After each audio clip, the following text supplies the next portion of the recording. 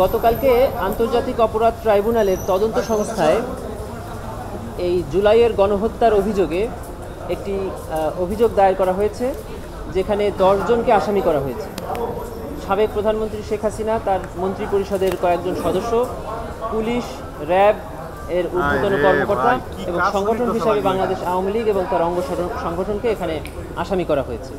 ঘটনার মেয়াদ দেওয়া হয়েছে 15 জুলাই থেকে 5 আগস্ট পর্যন্ত। এই পিরিয়ডে বৈষম্য বিরোধী ছাত্র আন্দোলনের যে সমস্ত নেতাকর্মী এবং এই আন্দোলনকে সমর্থন করে এমন যে সমস্ত সাধারণ মানুষ এই হত্যাকাণ্ডে নিহত হয়েছে, তাদেরকে গণহত্যা হিসাবে আমি তদন্ত করার জন্য আবেদন জানিয়েছি। ইন দি মিন টাইম তদন্ত সংস্থা এই অভিযোগটিকে একটি মামলা হিসাবে রেকর্ড করেছে, যে মামলার নাম্বার হলো কমপ্লেন্ট রেজিস্টার নাম্বার 127, তারিখ 14/8/2024। এই মামলাটি রেকর্ড হওয়ার পরে একজন তদন্ত কর্মকর্তা নিযুক্ত হয়েছে। তদন্ত কর্মকর্তা এই মামলার দায়িত্বভার গ্রহণ করেই তদন্ত কার্যক্রম শুরু করে দিয়েছে। তদন্ত কার্যক্রম শুরুর প্রাথমিক পর্যায়ে উনি এই সময়কালে সকল পত্রিকা সংগ্রহ করে এই পত্রিকাগুলোকে পর্যালোচনা করছেন মর্মে উনি আমাকে জানিয়েছেন। আর এখানের প্রক্রিয়াটা হলো এই, যে তদন্তকারী কর্মকর্তা এখন চাইলেই আন্তর্জাতিক অপরাধ ট্রাইব্যুনালে এই আসামিদের বিরুদ্ধে গ্রেফতারি পরোয়ানা চেয়ে একটি আবেদন করতে পারেন।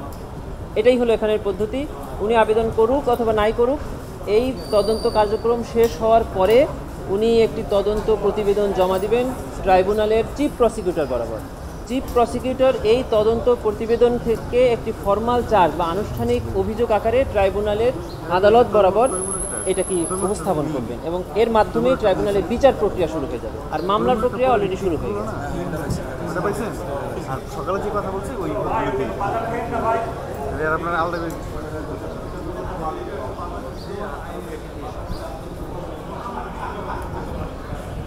জি, বাংলাদেশে প্রচলিত আন্তর্জাতিক অপরাধ ট্রাইব্যুনাল আইন 1973, যেটির অধীনে ইতিমধ্যে প্রায় 56টি মামলা রায় দেওয়া হয়েছে এবং আরও 29টি মামলা এখন ওখানে বিচারাধীন আছে এবং আরও বেশ কিছু মামলা তদন্তাধীন আছে। এই আইনের 3-1 ধারায় পরিষ্কার করে বলা আছে যে 1973 সালে এই আইন প্রণয়নের পূর্বে এবং পরের সকল অপরাধের বিচার এই আইন দ্বারাই করা সম্ভব এবং এই ট্রাইব্যুনালেই করা সম্ভব। এবং এই আইনের যতটুক কমতি ছিল, ইন দি মিন টাইম 56টি রায়ের মাধ্যমে মাননীয় ট্রাইব্যুনাল অবজারভেশন দিয়ে এর সকল পদ্ধতি, প্রসিডিউর, লেকুনা সবগুলোকে পরিষ্কার করে দিয়েছেন। অতএব এই জুলাই গণহত্যার বিচার এই ট্রাইব্যুনালেই সম্ভব এবং এই দেশের প্রচলিত আইনেই সম্ভব।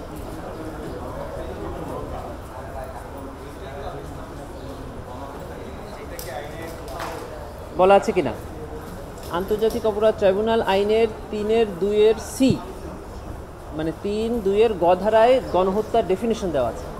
সেখানে বলা আছে যে গণহত্যা হতে গেলে কি কি এলিমেন্ট লাগবে।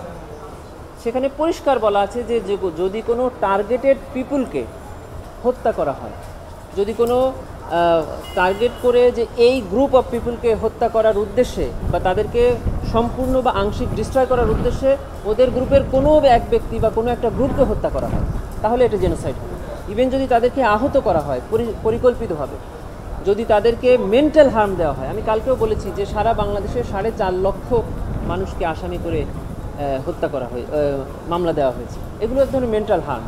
আর দেখেন আপনারা কারা মারা গেছে, তাদের সকলের একটাই পরিচয়, যে তারা বৈষম্য বিরোধী ছাত্র আন্দোলনের কর্মী, সমর্থক, এদেরকে টার্গেট করে মারা হয়েছে। কারণ পুলিশের সাথে এই ছাত্র জনতার কোনো ব্যক্তিগত শত্রুতা নেই, তাদের আওয়ামী লীগের সাথে এই ছাত্র জনতার ব্যক্তিগত শত্রুতা নেই। শত্রুতাটা কি, যে তারা বৈষম্য বিরোধী ছাত্র আন্দোলনকে সমর্থন।